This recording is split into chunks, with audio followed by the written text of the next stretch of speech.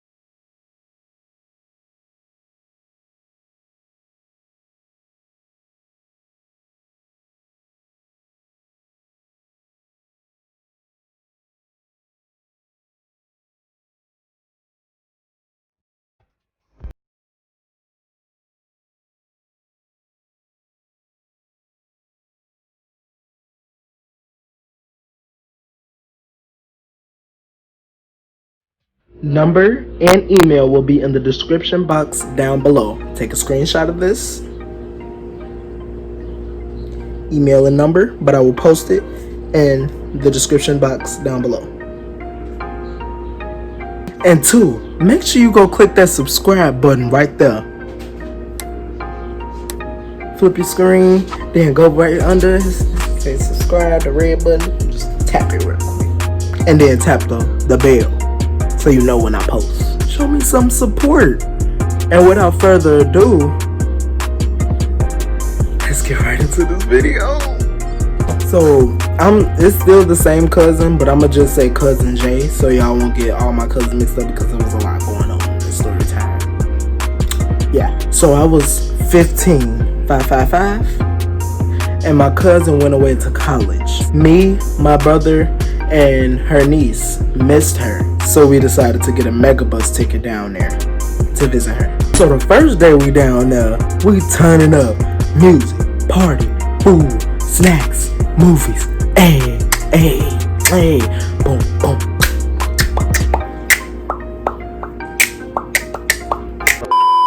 Next day, our older cousin Ed banging on the door like he the police, boom, boom, boom, boom.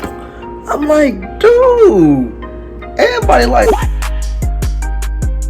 what the fuck? Cause my cousin older, so she like, why are you banging on the door? We get up and we open the door. He talking about I'm the older cousin. I'm the responsibility, and I have to watch out for y'all while y'all down here. Cause he lived down there too by her college. So we came out there to visit, and he was close by.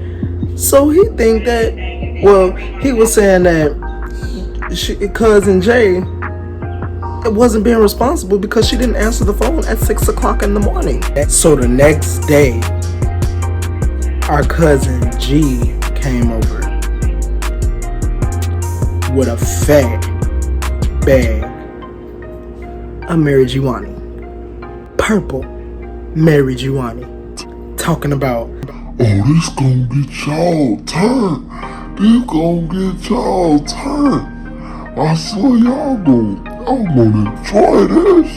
My cousin once again was like, no, y'all are not smoking that. It would be only me and cousin G. Okay, understood? Alright. I said what I said.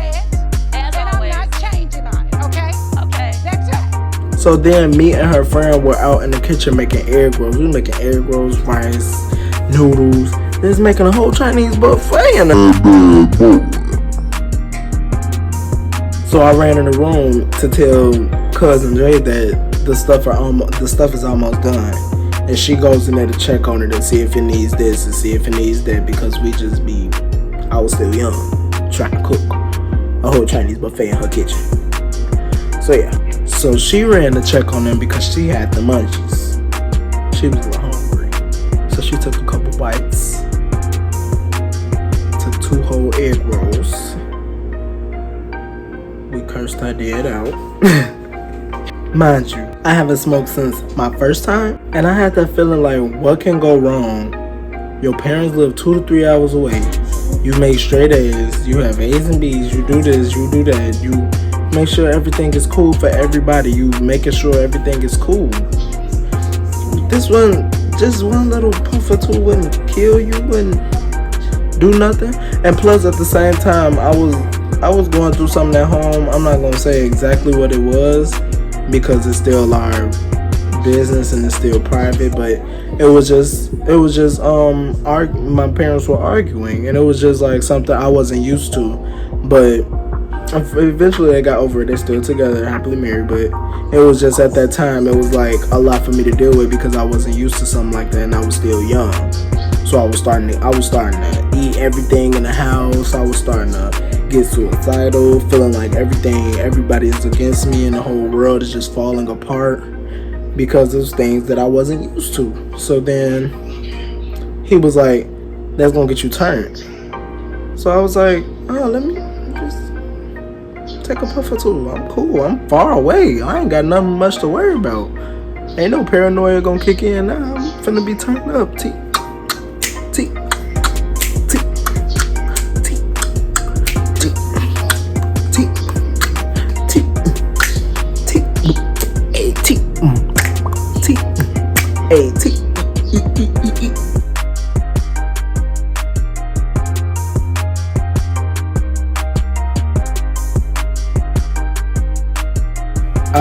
I ran in the room and I was sneaking. I was just like sneaking, trying to get out. I was like, hey, come on. And cousin Joe was like right there. This is like the kitchen. This is the kitchen, and there's like a little block right here, like a little block. And she able to just peek around and see me in the room right here, like she just looking dead at me. So I was like this. Then I was like, she looking.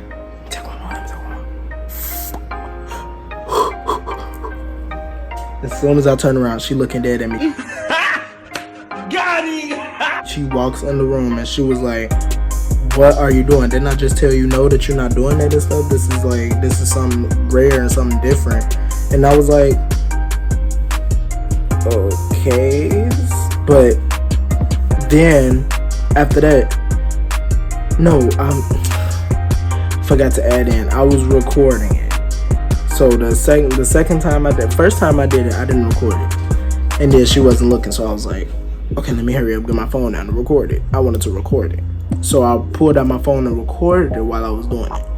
And then she called me, she told me to go in the front and sit down. So I goes in the front and sit down, and my dumb self goes and posts it on Snapchat. Stop it. Get some help. I know. Retarded. I posted it on Snapchat. So I was sending it to all my friends, all the people that be smoking, that be doing this and that, and I sent it to everybody. Not everybody, like my family. I wasn't that dumb, but I posted it and sent it to a lot of people. Mistake number 1. So then after that, we was turning up, we was pop to the top, to the top and swing your hand. We was doing everything. We was getting lit, we was having fun, we was playing Uno, we was playing Phase 10, we was playing Petty Pen, we was gambling for rock shot, like we was just tweaking, doing anything. Next thing you know, my cousin Jay, she had her phone connected to the speaker. So when somebody call, it just says their name. It like incoming call from And they said their name. Tell me why my mama called.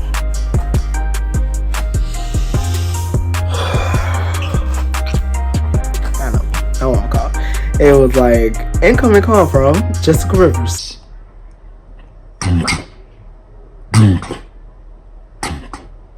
Like, I started losing oxygen. I ran so fast to the bathroom. I started thinking of anything. My mind was racing. I was like, what do I say? What do I do? I need to figure out something. I was just panicking. I was so scared, y'all. I was like, oh my God. Then I was like, because I was getting a little older and I was starting to recognize, like, yeah, you're being paranoid. Just relax. Step back outside. She answers the phone. And so she finally answers the phone. And my mama answered the phone like this. So you got a 15-year-old out there smoking weed? Cousin Jay was silent. She was panicking. She was afraid. She was nervous. Everything. It was just...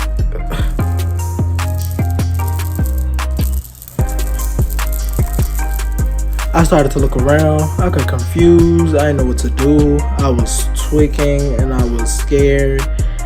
But it's like my heart was racing so bad that I was trying to calm my heart down before I ended up having a heart attack.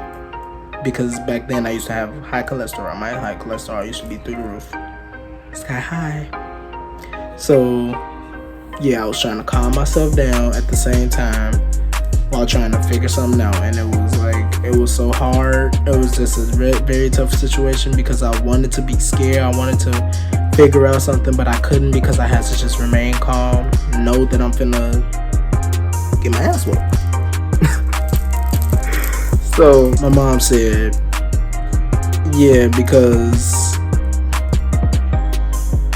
cousin J.O., which is my other cousin, she found the video and she showed it to my mom and was like, your son out there with Jada smoking? And it was like, yeah.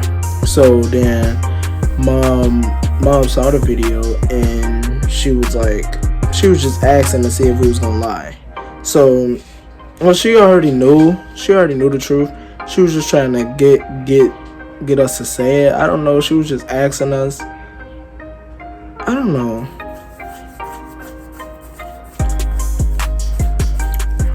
I went straight to Snapchat and deleted everything. Like, when I tell you everything, I nearly deleted my whole Snapchat page. Then my cousin Jay, she was like, well, technically cousin G was the one that bought the stuff out here and he was giving it to us to smoke and all that. And yeah, basically she was saying how she told me not to do it, and I went in there and snuck and did it. And cousin G was old enough, he was an adult, and he still gave it to me. So it was like, just come straight for her and went without asking everybody else. So then cousin G, he jumped up and said, no, when I got here, they was already high. So then after that, cousin G and cousin J were just arguing back and forth because cousin G was lying and cousin J was telling the truth. So my mom was like, hand DJ the phone. I'm DJ, it's me. She was saying hand. Like so bad. I'm like,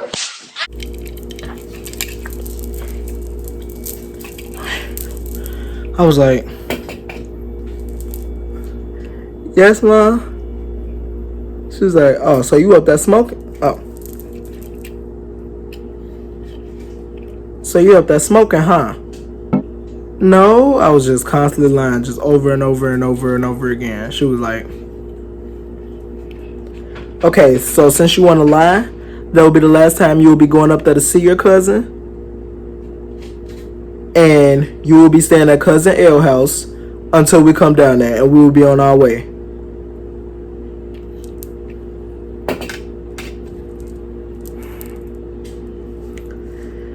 I didn't know how to feel.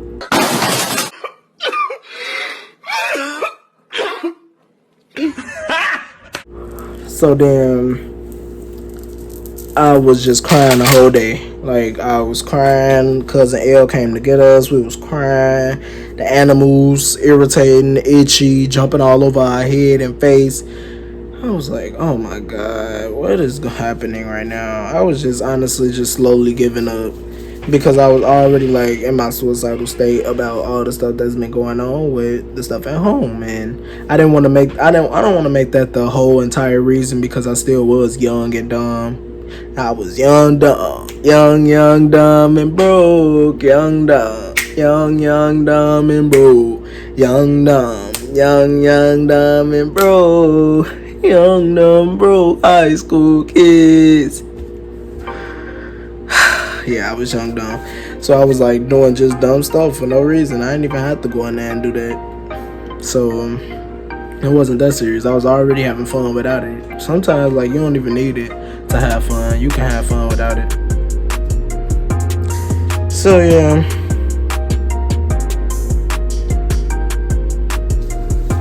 And plus our family is like, if you do anything wrong, somehow the whole entire family will find out. You tell one person, then that person tell the next, then that person tell the next, and our family is like really close together. So once we have like family gatherings and family, everybody be there gossiping, this that. It's just like it's always extra stuff in our family, and it's like you try and be as perfect as possible. You try and be funny, you try and fit in, you try and do as much as you can. But the family already love you, but you try and do as much as you can so people won't say nothing about you, say much about you, because our family is so close and blunt. So basically, those two puffs ruined my life. So then the whole night they were saying that they on their way. I was calling, texting, they was on their way, because that whole night I was like scared to go home. I did not want to go home. So they was like, they on their way. I was just laying down. I kept on getting up, looking in the window, seeing if they coming. I was like so scared, y'all. I couldn't even go to sleep that whole night. I finally go to sleep at 6 o'clock in the morning. They talking about they wasn't even on their way. They wasn't even coming. So they sent cousin Jay's mom and dad out there. Like 2 days after, we stayed down there for another day or two, I think. And then her mom and dad came out there, and I felt so bad because they wouldn't believe nothing she was saying. Well, they was believing stuff that she was saying, but it was like, you still allowed this to happen. This is your house. You was supposed to like be the head, and these y'all your little cousins and stuff. So they was doing it like that. So I think they took her shopping and they gave her a lot of stuff, but then after that they said they was done doing stuff for her, or they were not done doing stuff for her, but like they was just done, you know, like how parents help you in college and give you this and give you that, and if you need this, it'll be no problem. Like it wouldn't be no discussion. It was like that. And I felt so bad. She was saying that the whole family is just turning on her, and how it wasn't even her fault. And she told me, she was blaming me. She was saying that how I shouldn't have did it. She told me not to do it 20 times, and cousin G let you do it, but nobody's ever saying anything to him, and how anything cousin J does is always coming back to her. And it was like she was having a mental breakdown, and I was having a mental breakdown too at the same time, because it was stuff still going on at my house. It was stuff still going on in my life, and I didn't think that those two puffs would do so much damage and make my name look terrible, and it did. But yeah. So then we finally get home. But on the road trip back, we was in this little group chat, and we was texting, and she was saying, my cousin Jay and her friends and everybody was like how sorry they was and how they wish it would have went differently. And I was just literally just texting, just saying I give up on life. I'm giving up. I don't care anymore. I don't want to be here anymore. This is too much. And yeah. So, and then after that, we finally got to the house, and my mom and dad were sitting there like this. They were at Auntie Anne's house?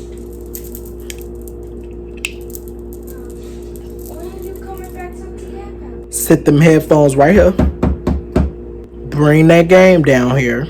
I already snatched that TV off the hook. Sit that debit card right here, because ain't nothing on it but 2 dimes and a nickel.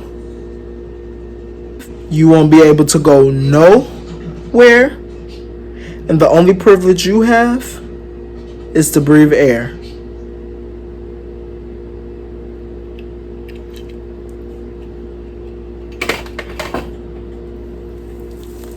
I was so mad, y'all. Like, I was crying, everything. I was like, oh my god. And then my phone was still sitting there on the table. When I set it down, I gave it to her. She said sit it down right by her, and I gave it to her. And when she grabbed it, she saw the messages of me saying that I wanted to kill myself, and how life is too hard for me, and how I just wanted to leave it is too much, and all that. She saw everything, and she was speechless. She was hurt. I felt so bad because I didn't like. I don't know. Back then, before I went through a lot because I used to get bullied a lot in school. That'll be another story time, I guess. But I used to get bullied a lot in school, and I used to go through a lot of depression, and I used to just go to my room and just sit down, and I wouldn't speak to nobody for the rest of the day. It was hurtful. I went through a lot when I was younger, but now I'm grown up and I'm older now, and I'm blunt with everything. I don't care anymore what people think or what people say. Like, I have to live my life. It's my life, and I got it for a reason, so I'm here to live it to the best of my ability. I don't care if you don't like me. You ain't gotta like me. I'm cool. I'm coolin' and bullin' in these streets. But then my dad took me to the back and told me how much it hurt my mom, and how I shouldn't have said what I said, and how I shouldn't have did what I did, and how marriages go through things, and they go through arguments, and they will still stay strong, and the ones that'll stay strong and build a better relationship through the bad times are the best relationships that'll never end, and you could trust me on that. So when he was saying that, it was like, I was thinking like, so if they make it through this, they will be together forever. Like, I was just so happy he was saying that.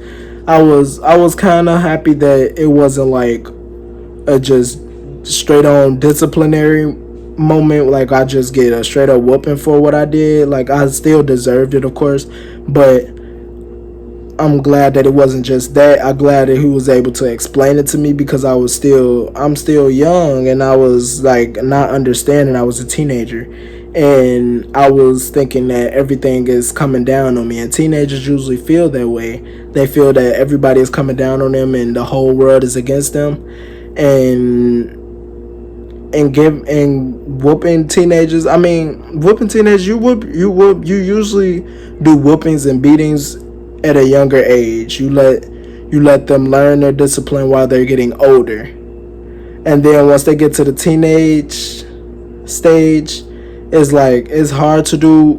I mean, of course it's not hard, but it's difficult to do that, because then that makes that person feel like you don't love them, or you don't. And of course you do. You would think that, oh, I still love them. You could tell them as much as you want, but they wouldn't believe it, because they're a teenager and they're sitting here getting whooped for something as little as like not washing the dishes or doing something they would get in trouble for if they were younger. So like with teenagers, it's like it's better for you to put them on punishment, or take this away or take that away, and they'll learn from their mistakes.